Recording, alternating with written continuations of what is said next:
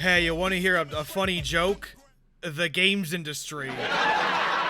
It always sucks when a game is coming out and you get all hyped for it and shit, only for it to all of a sudden get canceled out of nowhere. It always feels like a massive waste of time and energy. That's a whole ass game they built, and I can't play it? What the hell? However, every once in a blue moon, you get an uncancelled video game. Whether it's the idea getting dusted off years later, or the game gets completed and just never comes out for 10 years or so. These cases are very interesting to me, as sometimes it's like a game design time capsule of sorts, and others just, straight up weird. So today I'm talking uncancelled video games because I feel like it.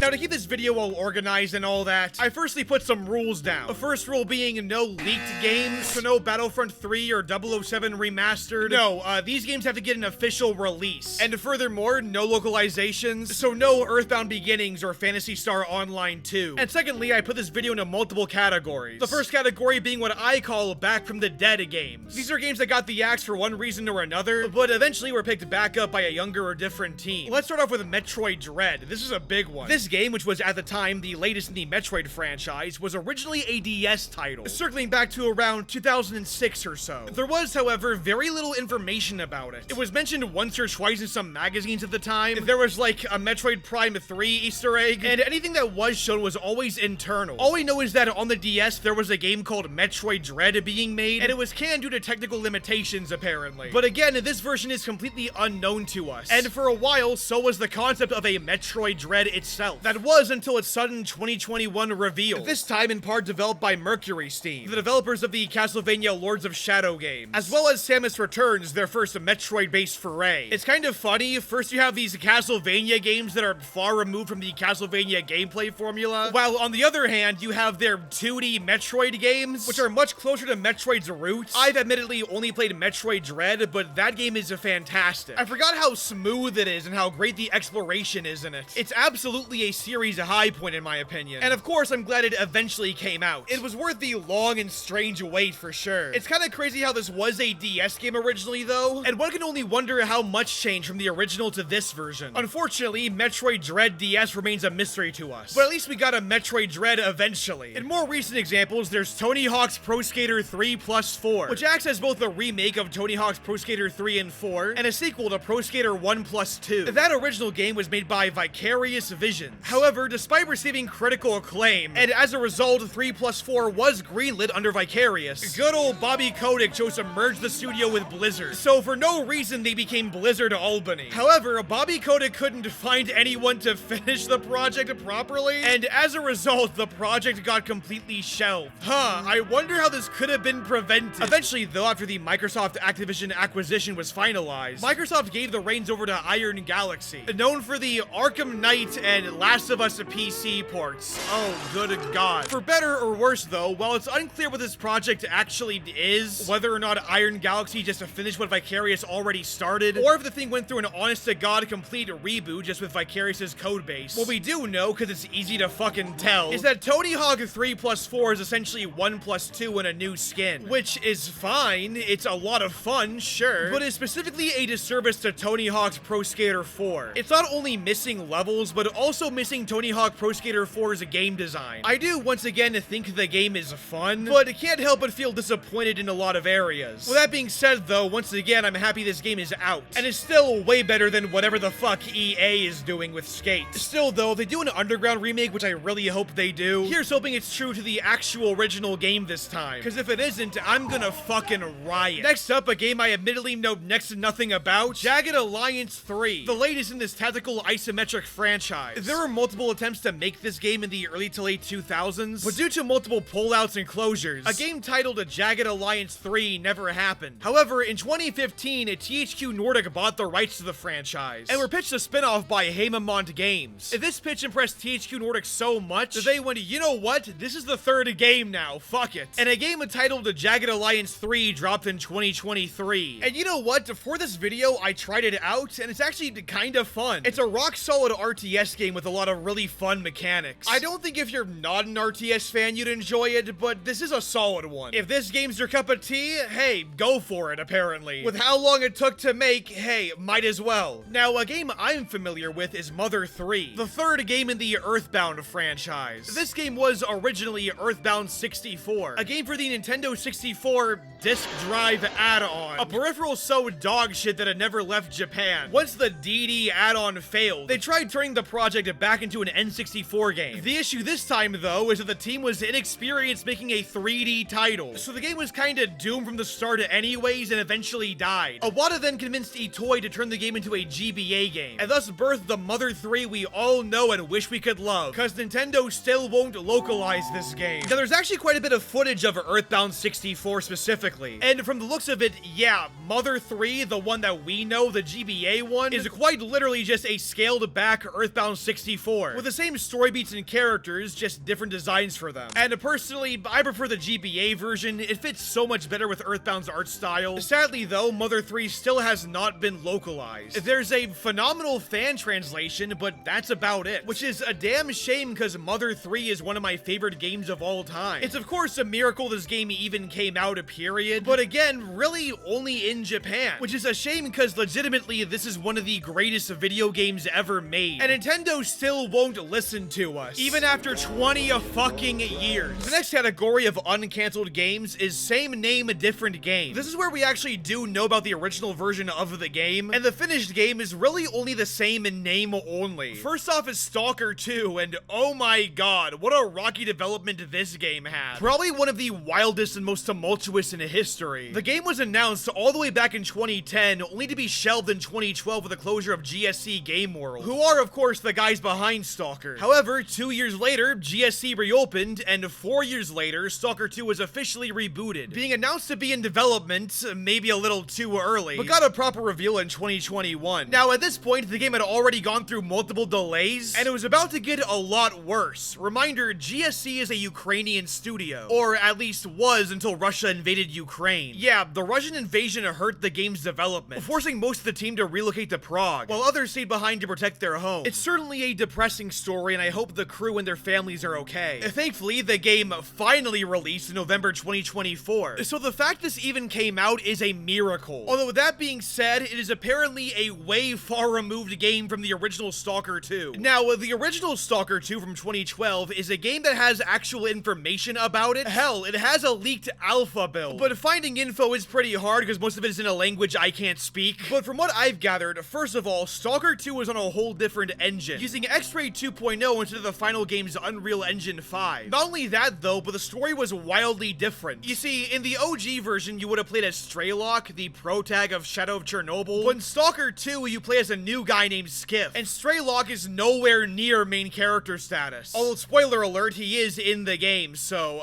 But yeah, these two Stalker 2s are wholly different games, which I am glad a Stalker 2 came out, even if it runs like a Windows Movie Maker video. But it is pretty crazy seeing how insanely different these two versions are, and how drastically different the idea of a Stalker 2 eventually became. This next game is also a really weird one. 6 Days in Fallujah was a third-person shooter developed by Atomic Games, a studio run by one Peter Tomte, and was supposed to be published by Konami. However, the game garnered controversy due to its subject matter. You see, the game was about the real-life Second Battle of Fallujah, which during development would have happened only 4 years ago. This concept was so divisive that Konami ended up backing out due to the controversy, effectively killing the game right then and there. Atomic Games, unable to find a new publisher, shut down in 2011 and the game was cancelled. However, Peter Tomte would then, years later, form the publisher Victura, and teamed up with the studio Highwire Games, mostly formed by former Bungie staff, to reboot 6 Days in Fallujah as a tactical multiplayer first-person shooter. It released on Steam Early Access in 2023, and there's a console port coming in 2026. So yeah, Peter Tomte is very passionate about 6 Days in Fallujah. Although with that being said, these two games still seem radically different. I mean, they're not even the same genre. Look at this, dude. Now this game, I admit I have not played at all, but out of all the games that have been canceled and uncancelled, this is one I didn't expect. And this next one I really debated with myself on, because Aliens Colonial Marines wasn't really uncancelled, but it's more like there were two radically different games called Aliens Colonial Marines in development at one point, just by sheer coincidence. So Aliens Colonial Marines was a tactical FPS game on the PS2. Developed by Check 6 Games, the game eventually died in 2002. Hope you enjoy the shitty off-screen footage, by the way. This is all you get. But then, meanwhile, there is the completely unrelated infamous Aliens Colonial Marines. Yes, the same name. Developed by Gearbox and Magical Pet Randy Pitchford, this game is a fucking mess, and its development is a whole different story altogether. Although not one that's really relevant, so I won't really talk about it, unfortunately. It's just so that Randy Pitchford needs to fucking die. Again, this entry is kind of cheating since it's not really an uncancelled game, but it's still funny that there were two games called Aliens Colonial Marines that were both FPS games, whose developments just so happen to be a little too convenient. Anyways, the next category is the complete inverse of the last one, this time being the same game with a different name, turning cancelled projects into brand new original ones. The first game is Thrill Kill, or Wu-Tang Shaolin style. This game was kind of a 6 Days in Fallujah kind of deal. The game itself is kind of like Mortal Kombat with more of a 9 Inch Nails kind of vibe, but due to its edgy, violent content, the publisher backed out. The game was then reskinned into a Wu-Tang fighting game called Wu-Tang Shaolin style, which is really funny. We go from BDSM to the Wu-Tang Clan, which, you know, in my opinion, Wu-Tang is way cooler, but that's just me. But it's not nearly as cool as the next game here.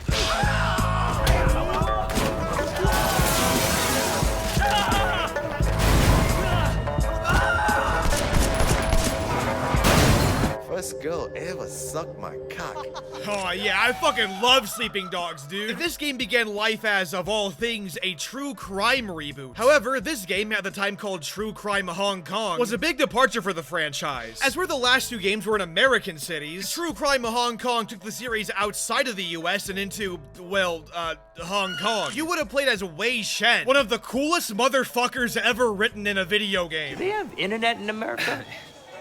I think they're getting it next year. He's an undercover cop and shit. And your job is to take down the Sun On Yee, a triad organization. The game had a huge focus on melee combat, similar to the Hong Kong action movies that influenced it. However, even though this game was playable from start to finish, Activision just canceled it for no reason. But then suddenly, also for no reason, Square Enix bought the rights to the game and rebranded it as Sleeping Dogs, a brand new property. And you can see how much, or rather how little, actually changed. You can literally see the same set pieces between True Crime Hong Kong and Sleeping Dogs. These are literally the same game, but honestly, I'm glad Sleeping Dogs can stand on its own, because this game deserved way more than what it got. The combat takes a lot from the Batman Arkham games, but it's also really brutal and really fun, and there's quite a bit of depth to it, once you unlock more brutal moves, that is. But Sleeping Dogs is also wrapped up in this super intriguing crime drama. It's not the most complex story ever, but it's told really, really well. And I was the first guy who ever stabbed you.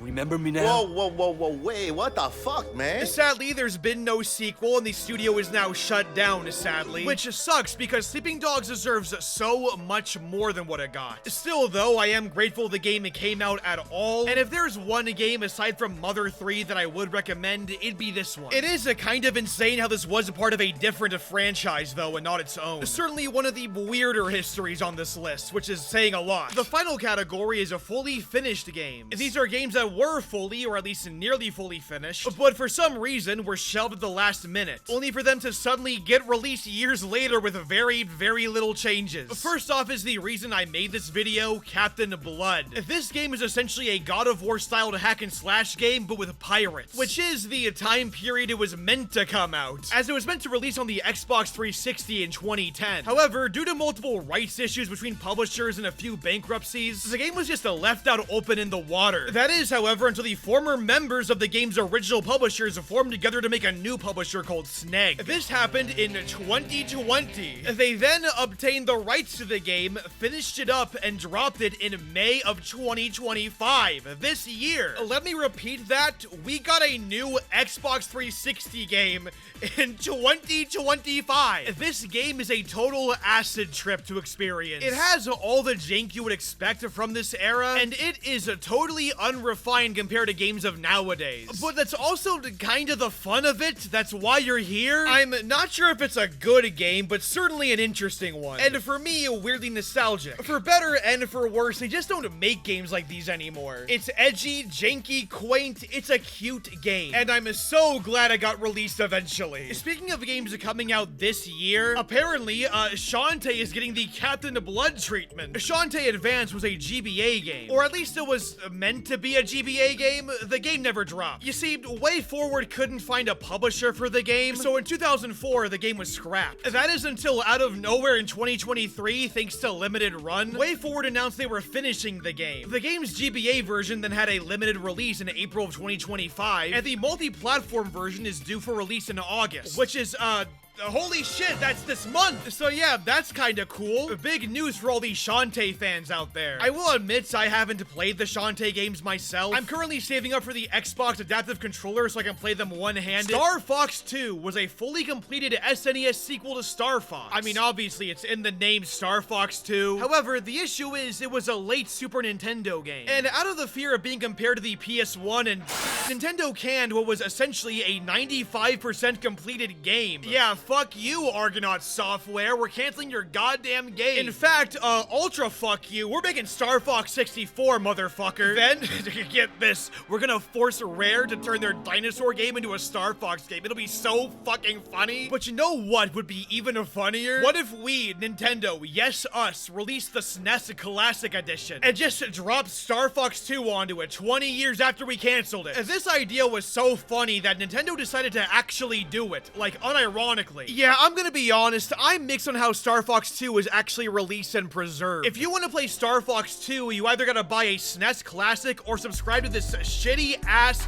Nintendo Classic service, where you can't actually buy and or own the game, but you can play it for a monthly fee. That is, until the service inevitably shuts down. Wow, gee golly, thanks Nintendo. Golden Axe is a weird case, and technically it's cheating because it's not actually a real full-on game, or rather, it was a prototype slash a pitch demo. But, like, when the fuck else am I ever gonna talk about this game ever again? So, Golden Axe was a pitch by Sega Studios Australia, the devs of the Castle of Illusion starring Mickey Mouse remake. It was meant to lead to a series of 3D reboots of classic Sega IPs, and development on it was apparently a mess. The devs were subjected to both crunch and a general vibe of we don't know what the fuck we're doing, only for a big man Sega to see this demo and go, yeah, no thank you.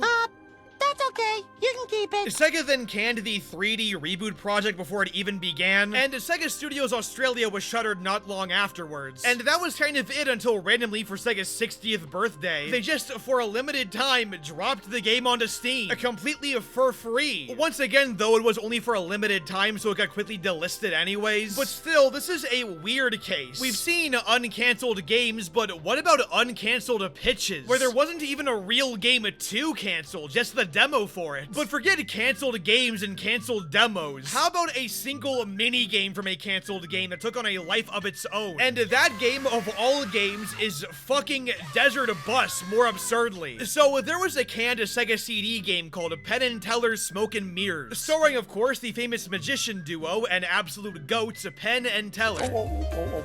That's bad. My vaccination wall knocked one of the children out of line.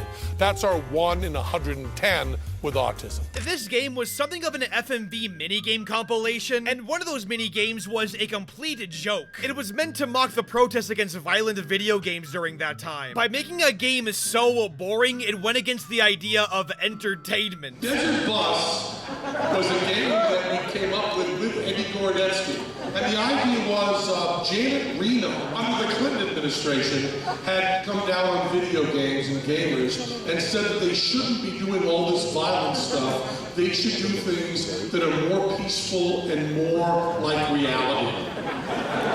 Because that's what entertainment is. The result is Desert Bus, a game where you drive a bus down a straight line, and a game so realistic it's boring. So Eddie thought we should do a game where you drove from Phoenix to Las Vegas on a bus at 50 miles an hour, and when you finished an 8-hour shift, you would get 1 point.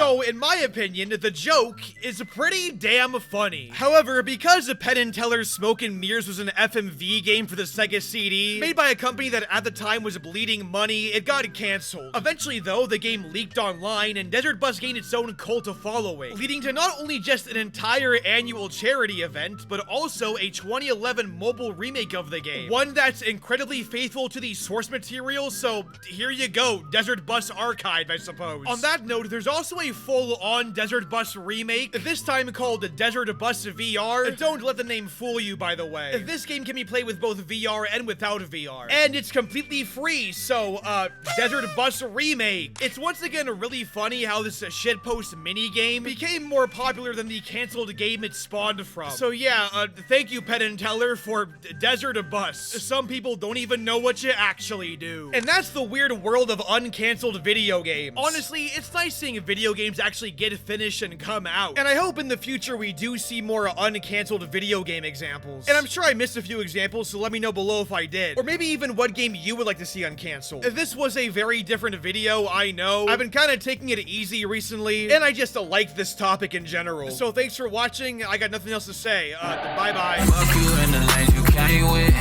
Me and you ain't on the same shit. You ain't in my lane, bitch, nah. Throw that shit in fifth, rollie on my wrist. Ay, baby, you a star, I'm my only wish. I'm counting blue hundreds, I'm too money. Ay, and my little bitch, she too lovely. Yeah, hanging up and calling me right back. Ay, baby, why you calling me like that? Yeah, getting high with the seat, lay back. Baby, gon' relax, yeah. Ay, they don't know the half, yeah. No matter what happened, I got your back. Baby, that's the facts, yeah. That's the facts, yeah. We can fight, but the feeling's gone. I try to find the words, but they never come. I can still see you on the lawn. Hey, laying outside in the summer sun. Yeah, we can fight, but the feeling's gone. I try to find the words, but they never come. I can still see you on the lawn. Hey, laying outside in the summer sun. Hey, I'm with a dark-skinned girl on a Sunday. That's that Black Sabbath. She put them ones all down on a Hyundai, and she had to have it. And she come through ready for the runway. Shawty, you the baddest. Ay. And she don't give a fuck what they all say. You know she catching. Ay. Cash out. Yeah, we could fight, but the feeling's gone. I try to find the words, but they never come. I can still see you on the lawn. Hey, laying outside in the summer sun. Yeah, we could fight, but the feeling's gone. I try to find the words, but they never come. I can still see you on the lawn. Hey, laying outside in the summer sun. Hey. It's a new day, I've been counting out the blue faces. Yeah, my tires burning up the pavement. I'm a bullshit, I don't hear a word they're saying. I don't hear a word they're saying. Nah, fuck you in the lanes you came with. Me and you ain't on the same shit. You ain't in my lane, bitch, nah. Throw that shit in fifth, rollie on my wrist. Ay, baby, you a star, I'm my only wish. I'm counting blue hundreds, I'm too money. Ay, and my little bitch, she too lovely. Yeah, baby, that's the facts, yeah. That's the facts, yeah. Excuse me, do you speak English? 朋友是一个坚韧不拔的纪录片，在香港这座城市的